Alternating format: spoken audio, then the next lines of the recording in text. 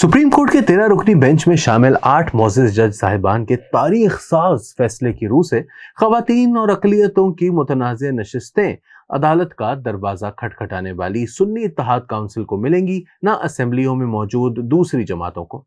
इन नशिस्तों के हकदार मुख्तलिफ असेंबलियों में बैठे वो अफराद हैं जिन्होंने किसी सियासी जमात के टिकट या निशान पर इलेक्शन नहीं लड़ा, जो आज़ादाना हैसियत से इंतखाबी अखाड़े में उतरे, जिन्होंने असेंबलियों में आ जाने के बाद भी पीटीआई से वाबस्तगी का ऐलान करते हुए कोई इज्तमाई निज़ाम कायम नहीं किया, जो आईन और कानून की दी गई मियाद के अंदर अंदर बाकायमी होशो हवास और बसद इज्जो न्याज अपनी आज़ादाना मर्जी और खुशदिली से एक और रुकन से जा मिले जो उन्हीं की तरह बतौर आज़ाद असेंबली में आया था।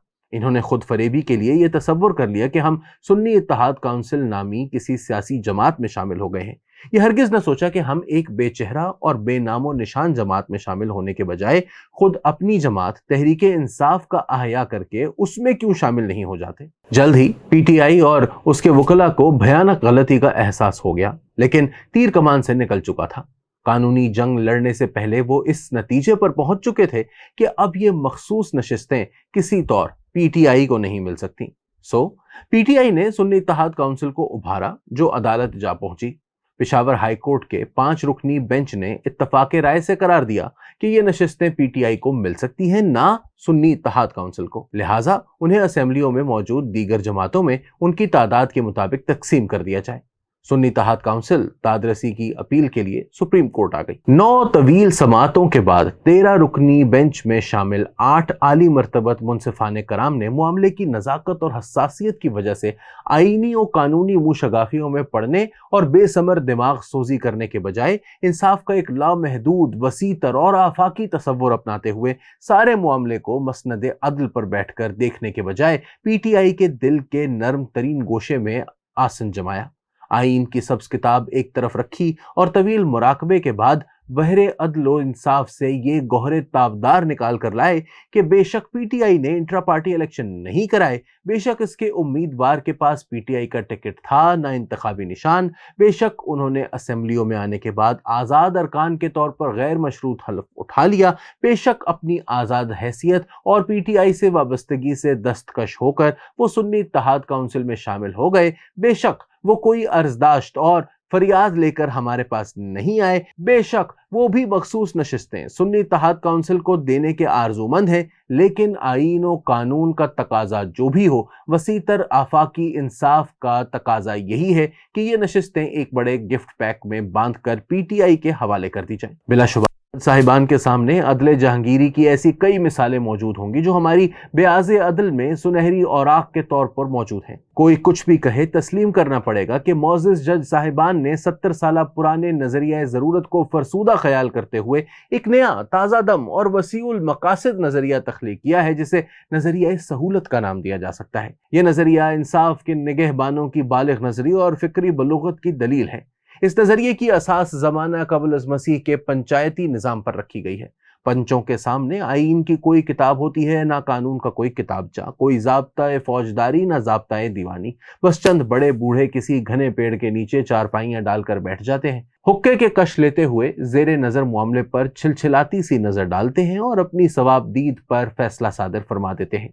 ये फैसला जो भी हो, जैसा भी हो, सब फरीकों पर वाजिब व लाजिम होता है। कुछ कम फहम से लोग 21वीं सदी के इस रोशन और बेदार अहद में ज़माना कबल मसीह के पंचायती निज़ाम को मुल्क व कौम के लिए नेक शुगून ख्याल नहीं करते। इनका कहना है कि आईन और कानून को बेमानी बना दिया गया और नजरिया सहूलत के मुताबिक मुहिम जोयाना फैसले सादर होने लगे तो मुहिम जोई को फरोग मिलेगा और मनमानी पर मबनी सहूलतकारी किसी एक इदारे की मिरास नहीं रहेगी। लेकिन मेरे ख्याल में हमारे मुनसिफीन कराम हमसे कहीं ज्यादा जीरक, कहीं ज्यादा मामला फहम और कहीं ज्यादा दूर अंदेश हैं। वो अच्छी तरह जानते हैं कि नजरिया सहूलत का इतलाक किन नेक चलन जमातों और पाकबाज शख्सियात पर होगा। नजरिया ज़रूरत किन साहिबान तेग तब्र के लिए बरूए कार आएगा और आईन और कानून के ताजियाने किसकी पुश्त पर बरसाए जाएंगे। बहस मुबाहिसे से हटकर जिंदा और ताबिंदा जमीनी हकीकत यह है कि कौमी असेंबली समेत 5 असेंबलियों में नाबूद समझी जाने वाली पीटीआई नजरिया सहूलत की एक ही जादुई फूंक से जिंदा हो गई है। बकौल सेनेटर अली जफर, हमें इसकी कोई उम्मीद थी न तवक्को। सुप्रीम कोर्ट ने तो हमारी बहुत सी गलतियां भी दुरुस्त कर दी हैं। سینیٹر صاحب کو شاید علم نہیں کہ نظریہ سہولت کیسے کیسے معجزے رقم کر سکتا ہے۔ دنیا بھر میں رائج نظام عدل کی روح سے فیصلہ دینے کے بعد عدالت کا دروازہ بند ہو جاتا ہے، لیکن نظریہ سہولت کے تحت آفٹر سیل سروس کا اہتمام بھی کیا گیا ہے۔ چنانچہ جج صاحبان نے واضح کر دیا ہے کہ اگر کسی مرحلے پر پی ٹی آئی کو فیصلے کے حوالے سے ہماری رہنمائی، مشکل کشائی اور سہولت کاری کی ضرورت محسوس ہو تو بخوشی رابطہ کر سکتی ہے۔ ادھر پی ٹی آئی سے جڑے ارکان پھٹی پھٹی نگاہوں سے ایک دوسرے کو دیکھتے ہوئے پوچھ رہے ہیں، ہم کون ہیں؟ کیا ہم آزاد ہیں؟ کیا ہم سنی اتحاد کونسل کے رکن ہیں؟ کیا اب ہم پی ٹی آئی میں آ گئے ہیں؟ ہم نے تو حلف نامے داخل کر کے سنی اتحاد کونسل میں شمولیت اختیار کر لی تھی۔ ان حلف ناموں کا کیا بنے گا؟ کیا کوئی آزاد رکن حلف نامہ دے کر کسی جماعت میں شامل ہو جانے کے بعد اپنا حلف توڑ کر کسی دوسری جماعت میں شامل ہو سکتا ہے؟ کیا کوئی عدالت کسی رکن کو حکم دے سکتی ہے کہ وہ فلاں جماعت سے نکل کر فلاں جماعت میں چلا جائے؟ کہیں ہم پر آئین کے آرٹیکل 62-63 کا اطلاق تو نہیں ہو جائے گا؟ کوئی انہیں سمجھائے کہ دل چھوٹا نہ کریں۔ پنچایتی فکر پر مبنی نظریہ سہولت آئین و قانون کی زنجیروں سے آزاد ہوتا ہے۔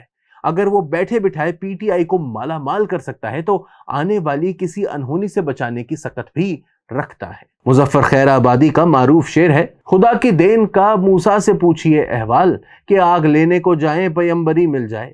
حضرت موسیٰ علیہ السلام تو آگ کی تلاش میں بڑے جتن کر کے کوہ طور کی چوٹی پر پہنچے تھے کہ رب رحیم و کریم نے انہیں نبوت سے نواز دیا۔